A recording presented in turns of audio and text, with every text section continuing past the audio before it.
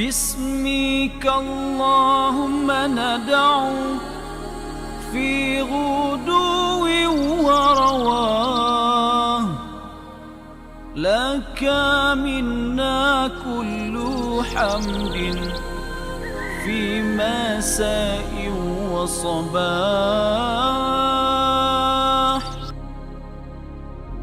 Apabila mentari mula menyinar dan menampakkan wajahnya, maka bermulalah episod kehidupan manusia di muka bumi ini. هب لنا منك رشدا واهدنا سبل الصلاح إن تقوى الله نور وطريق للفلاح. Dengan namamu ya Allah, kami meminta pada waktu pagi dan petang.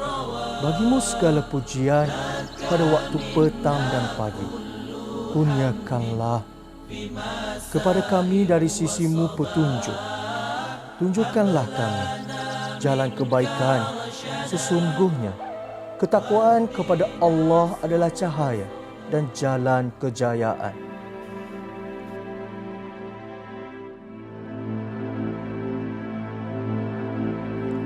Ya Allah, pemudahkanlah segala urusanku untuk aku melaksanakan tanggungjawab yang telah diamanahkan kepadaku ini.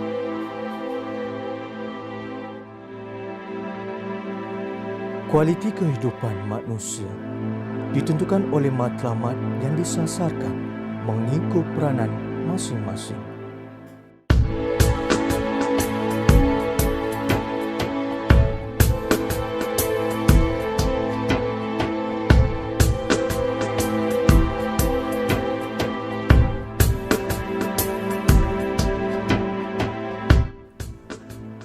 Matlamat yang mulia adalah matlamat yang dapat menghubungkan manusia dengan penciptanya, manusia dengan manusia, dan manusia dengan alam.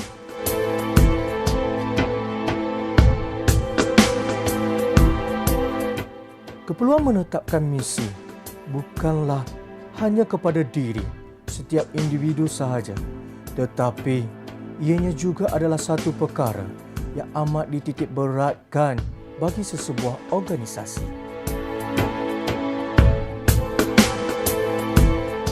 Universiti Tun Sri Malaysia sebagai sebuah universiti teknikal awam telah menetapkan misi yang holistik dan komprehensif dalam usahanya untuk mencapai hasrat sebagai sebuah universiti teknikal yang mampu melahirkan barisan profesional yang mempunyai akhlak dan syahsiah yang mulia.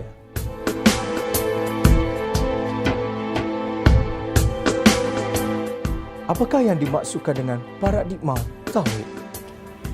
Paradigma tauhid merupakan satu kerangka alam yang menyatakan bahawa Allah itu sebagai pencipta, manakala manusia adalah makhluk.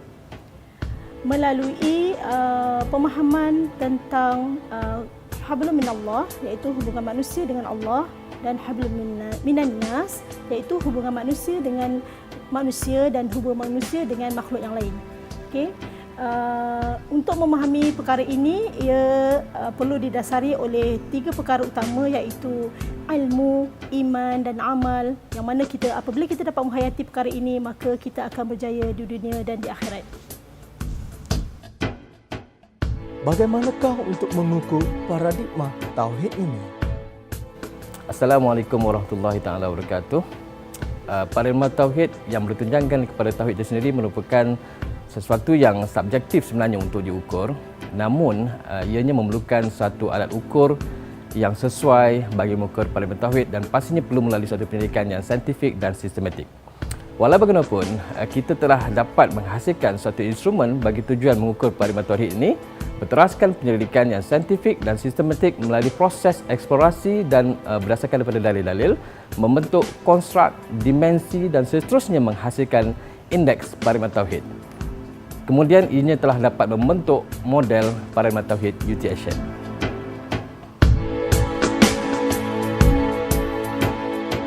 Saya percaya bila kita bercerita tentang paradigma tauhid, dia berkait dengan beberapa perkara yang terkait dengan staf pelaksana ataupun staf pengurusan universiti. Yang pertama, bila kita bercerita mengenai flexibility staff dan juga teamwork, kerjasama dan juga innovation. Ketiga-tiga elemen ini perlu ada di dalam diri staf pengurusan untuk satu, menjadikan universiti boleh bergerak. Dan ketiga-tiga elemen utama ini bila kita bercerita secara bersama perlu didukung oleh aspek paradigma tauhid, yang mana ini boleh membantu dari segi satu, memastikan apa-apa yang kita laksanakan melibatkan tiga perkara yang kita selalu nasihatkan kepada staf. Yang pertama, perkara yang melibatkan pada pemberian kewangan, contoh pemberian duit. Yang keduanya, kita terima duit. Yang ketiganya, bila ini dah berlaku, terima duit dan bagi duit, perkara yang kita cuba elakkan ialah salah guna kuasa. Dan kita harapkan dengan adanya aspek paradigma tauhid ini, staf akan lebih berhati-hati, fikirkan apa yang kita laksanakan ni ada orang yang melihat kita. Bukan pada diri kita saja, tapi juga ada orang yang kita tak tahu boleh melihat apa yang kita laksanakan. Paradigma tauhid ni adalah kepercayaan kepada satu Tuhan dalam konteks Islam.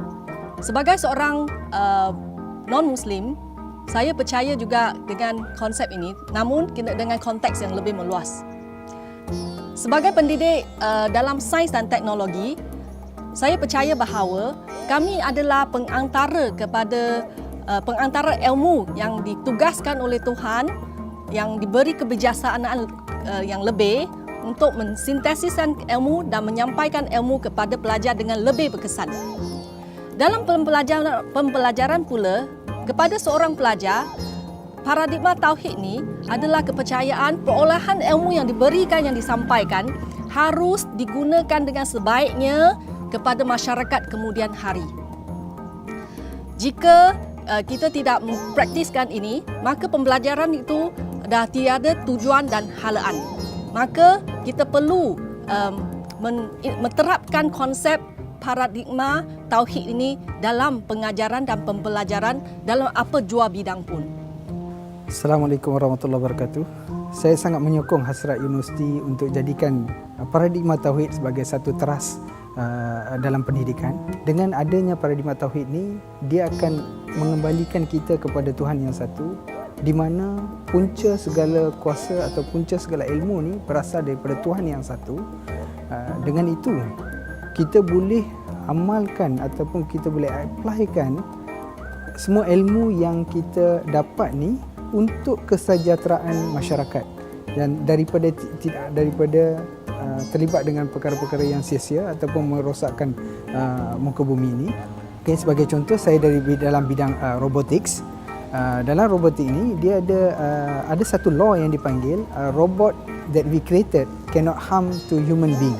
So dengan kata lain, robot tidak boleh kita cipta satu robot yang boleh musnahkan manusia sendiri. Jadi dengan kata lain, itu adalah satu konsep daripada tauhid sebenarnya. So di mana kita tak boleh buat sesuatu yang boleh memudaratkan sesuatu masyarakat, tetapi apa yang perlu kita buat, kita perlu cipta adalah sesuatu yang boleh memudahkan masyarakat, boleh membantu masyarakat. Itu yang kita perlu terapkan.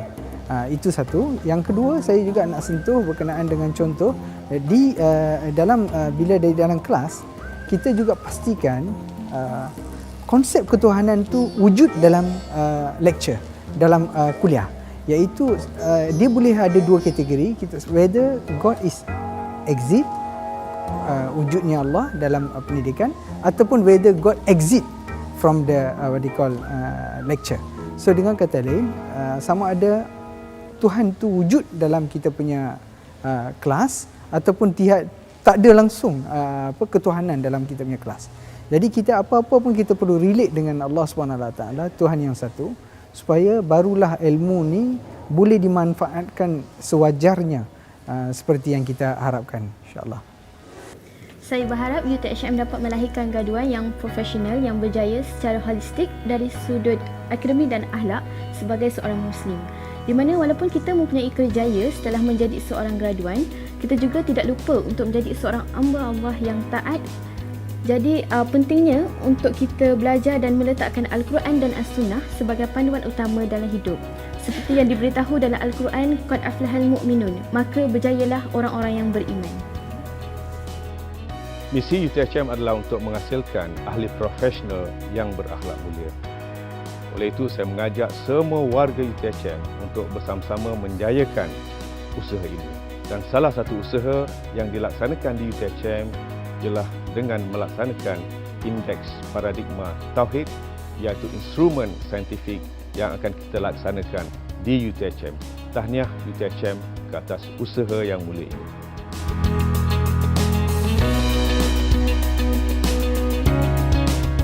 Dengan ini, terhasillah indeks paradigma tauhid UTHM yang diasaskan kepada 3 domain utama, iaitu ilmu, iman dan amal.